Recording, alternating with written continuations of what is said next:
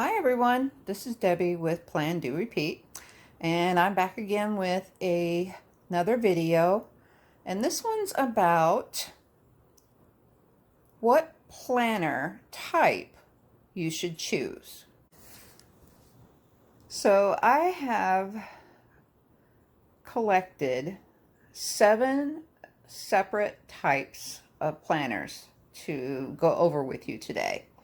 And I'm going to review the names very quickly at the beginning here, and then we can go in detail afterwards about what each one entails. Okay, so the ones we're looking at right now are called spiral bound, okay, because they have spirals. All right, then we have the Happy Planner, which of course has these discs, and they come in all different sizes. Also, the next one that I will be covering will be this one, and they are called bullet journals. The next would be pre-printed bound journals or planners. Then we've got junk journals. Then we have spiral. And then we have the various travelers journals. These are the ring bound planners. They start with very small and go to very large. Let's look at the very large one. See how the rings are? It's 2 sets of 3, but there are other ones that go all the way down.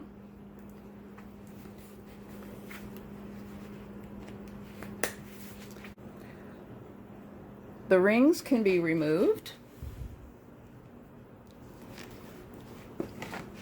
so that the outside can be used in a different capacity. Isn't that neat? A lot of people do it this way. They take them out and then they either put washi tape here or paper to cover that up, and then they use it in a different way. I'll show you that in just a moment. Okay, this one is called junk journaling, and you make it from all different kinds of materials. Okay, this one on top was made from a Real Simple magazine, and it was cut down, and then the edges were taped with washi tape. This one was about Africa, and it was made from all different kinds of materials. This one is made from a book, and you can see from the edge here, this is the part that I haven't used yet, and this is the part that I have already. And inside I use whatever mixed media I feel like using.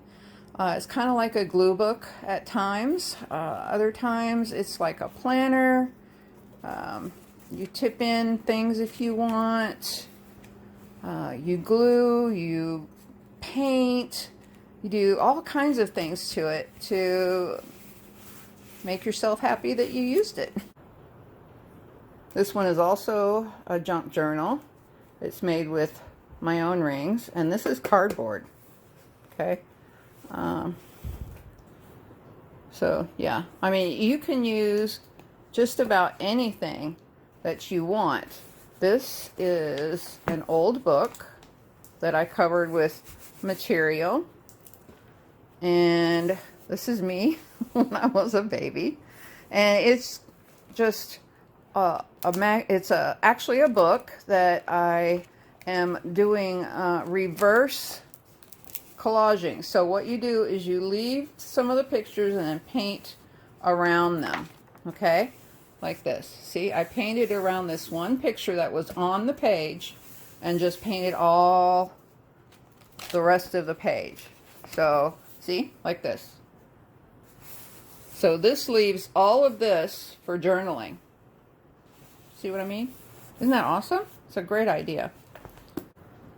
Next is spiral planning, and that means that they have spirals. All the paper is connected to it. You can get them pre-printed or blank.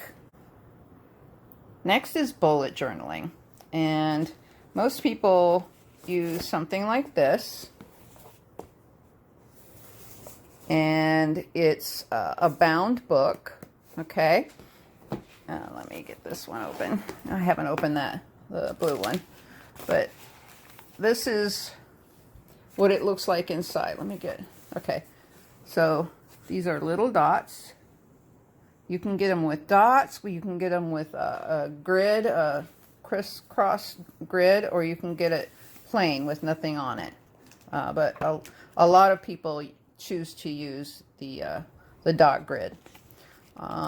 It's very,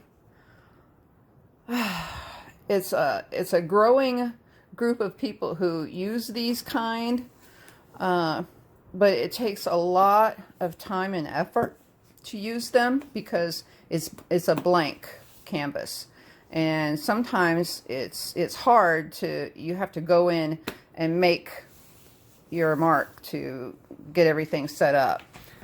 It's kind of like this. This is a composition notebook that I made. It's for February. I do these for every single month so that I have a monthly look.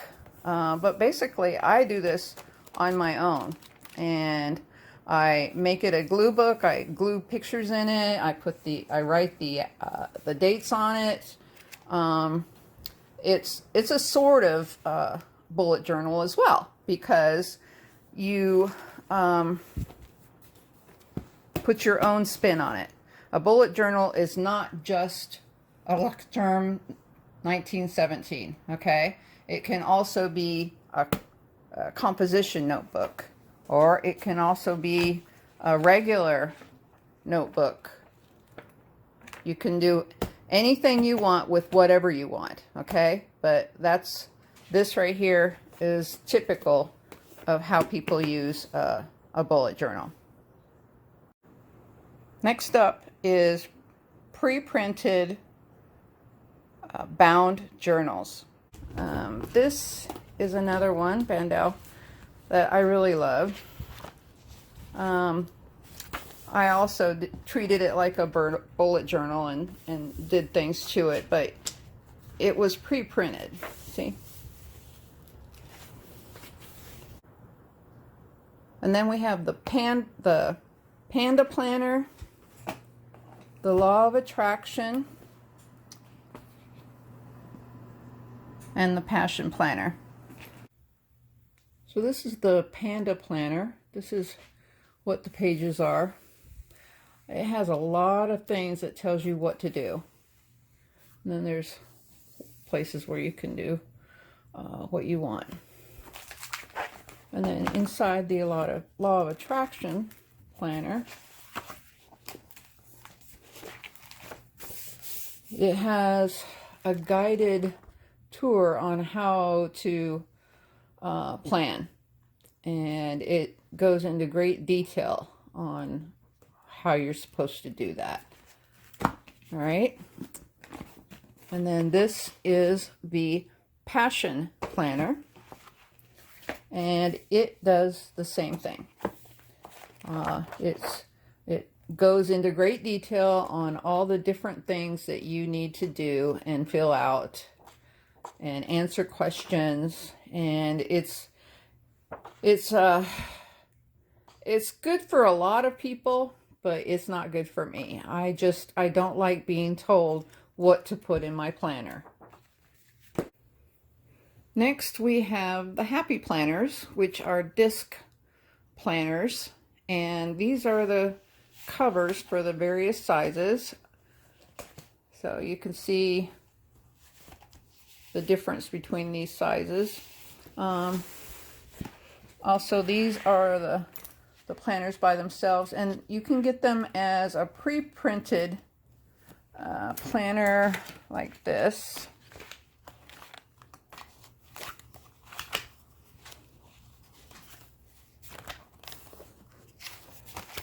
has the month at a glance here, and then it has the weekly. Okay, so it's pre-planned, it's pre-printed, so you don't have to write down the date or the day. All right, so this is another type of pre-printed. It has the calendar like this for the month, and then it has the weeks like this. This is a list, so you can make your daily lists. Okay. All right, and then they have the notes where it doesn't have anything pre-printed on it. It's just plain paper. Some of it have a dot grid, see the little dots? Some have lines, and some are just blank.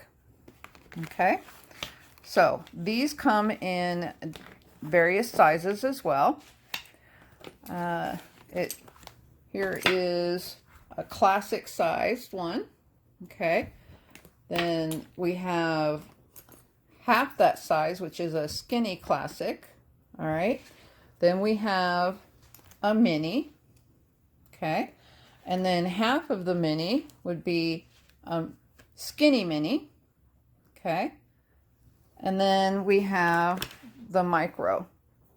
So this is the difference between the skinny mini and the micro. The micro is about half the size and a little bit fatter. So those are the Happy Planner disc bound planners. Next up we have the Hobonichi. The Hobonichi comes in various sizes. The sizes that I have is the weeks, this size, and the A6, this size. So let me open up the weeks and show you what it looks like. There's another Hobonichi here. It's really good if you're very artistic, especially for the bullet journal people. They really like this kind of notebook. This is the A6. It is a daily.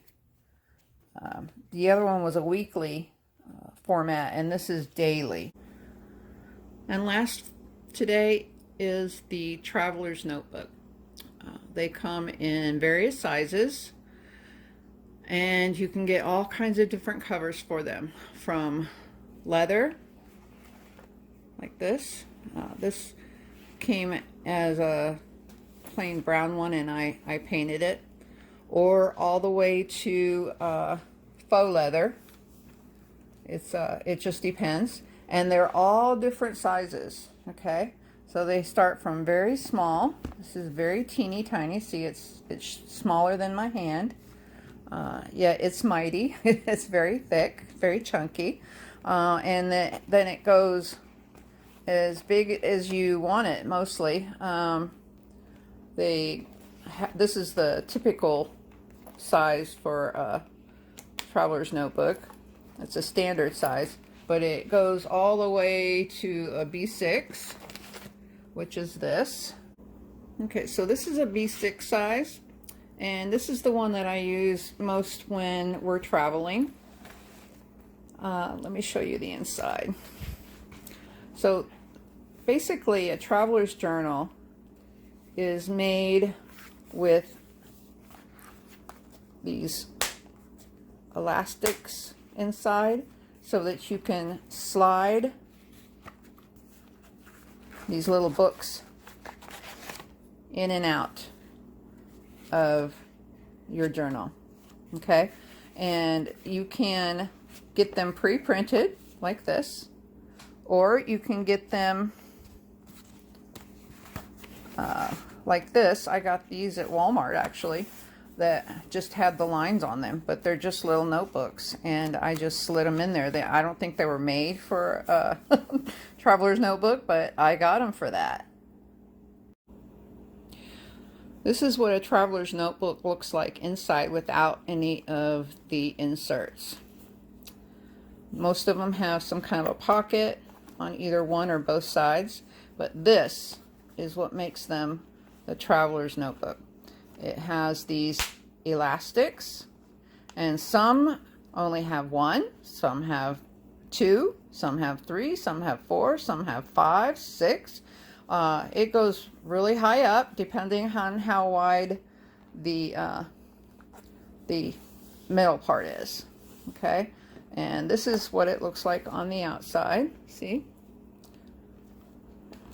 And this part, this is the closure. Normally you can see it poking out from here, but it's not because of the way that this is made. But you just bring it around.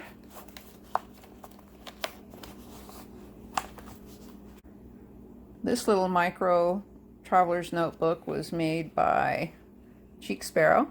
Okay, this is leather, and it's patinaed through the years. It used to be a brighter yellow, but I put these little notebooks in here that were from either the dollar store or Walmart. So you can get packs of them for just like $1 or $2.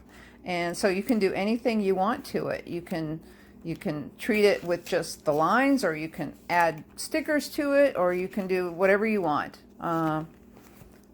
But that's what the traveler's notebooks look like. So let's go over cost. I would say the cheapest out of all of these would be the junk journals. All right, I used items that I already had here at my house. I made them out of old newspapers and out of ads and magazines and craft paper that I already had in my stash. All right, that was the cheapest. Then the next cheapest would be the composition notebooks. I can get them for 50 cents.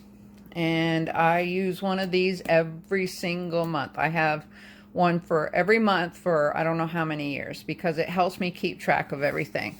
Because if I have a planner like this, okay, and I use it and I decide, oh, you know what, I think I'm going to use one of these, okay, and I start using one of these, well, what happens with this? You know, I mean, we love it and we used it and we have all the information in here, but what happens to that information when we decide to go to this one? See, that's why I use my monthly and I keep track of all the important stuff in there. These, I literally just make lists. So it depends on what your needs are, okay? So that's the extent of the journals and planners that I have presently. Don't get overwhelmed, okay? There are all sorts of planners and journals available, and you don't have to pick one. A lot of us jump around. We see something, we go, ooh, pretty, and we get it, and we try it out, and we don't like it. So we put it on the shelf and we try a different one.